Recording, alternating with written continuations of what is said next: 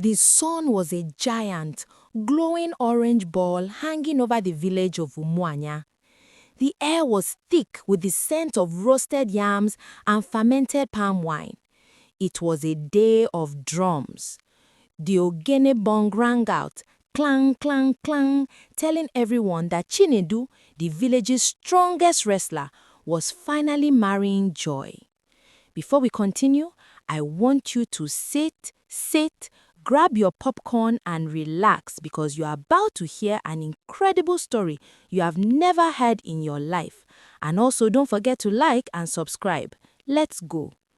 Chinedu stood tall in his George wrapper. Beside him, Joy's skin glowed like polished mahogany, her hair adorned with coral beads. "Look at them," Maziokoro, a village elder, said with a toothless grin. "By next year, we will be drinking at the naming ceremony of a prince." Chinedu leaned into Joy. "Do you hear them? They expect a lion." Joy squeezed his hand, her voice like a calm stream. "I only hope for a child with your strength and my heart, Chinedu. That is all that matters." 12 months later, a baby's cry pierced the night.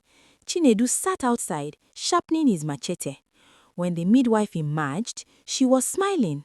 "Congratulations, you have a beautiful daughter." Chinedu's hand paused on the stone. "A girl?" "A healthy girl," the midwife corrected. They named her Adaogo. Chinedu carried her, and for a moment, he was happy.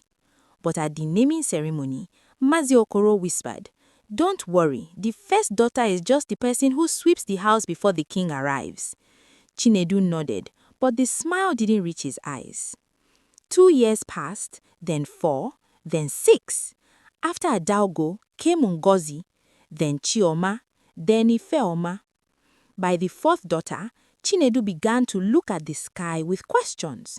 He noticed how the other men at the palm wine joint looked at him. "Chinedu," one man laughed, "your house is becoming a garden of flowers, but flowers don't protect the compound. You need a mahogany tree."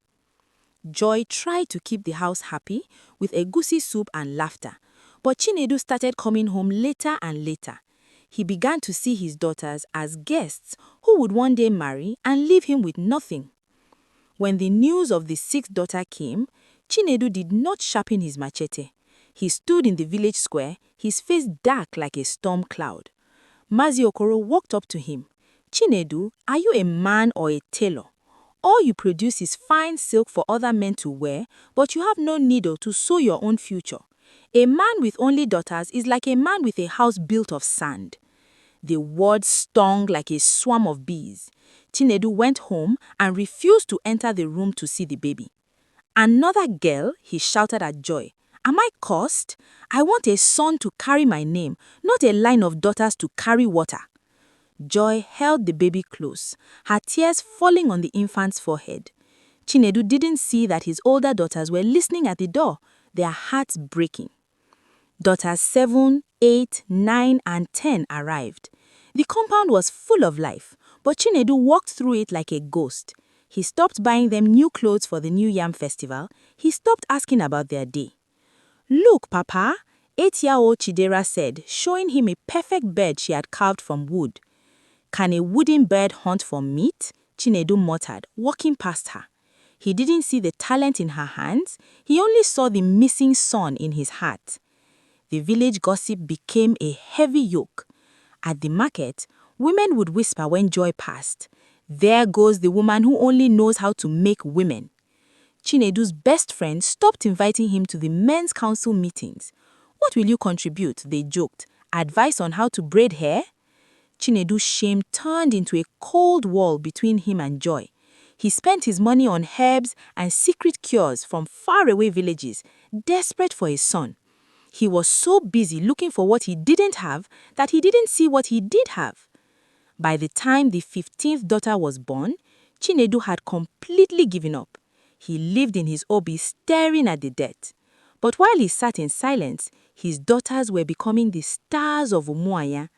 Adaogo became the village's first female teacher. Ngozi became the sharpest trader in the market, outsmarting men twice their age. Jidera's wood carvings were bought by the king himself. The daughters worked the farm better than any group of boys. They repaired the roof when Chinedu was too depressed to move. They ensured Joy never went hungry. The village began to say, if you want a job done right, find one of Chinedu's daughters. But Chinedu remained blind. To him, they were still just 15 disappointments. Joy was pregnant for the 16th time. The house was quiet. No one joked about the son anymore. The tension was so thick you could cut it with a knife. Chinedu, Joy said one night, her voice trembling, if this is a girl, will you finally look at her? Will you finally love her? Chinedu didn't answer. He blew out the oil lamp and turned his back to her. A terrible storm hit Umuahia. The wind screamed through the palm trees. The big stream flooded, cutting the village off from the midwife. In the middle of the thunder, Joy's labor began. It was different this time. She was weak and in great pain. I have to get help, Chinedu cried, but the wind threw him to the ground. He was old now, his knees shaking. Suddenly, Adaogo took charge. Papa, stay back. Sisters, move. Chinedu watched from the corner, his eyes wide. He saw his 15 daughters move like a single powerful machine.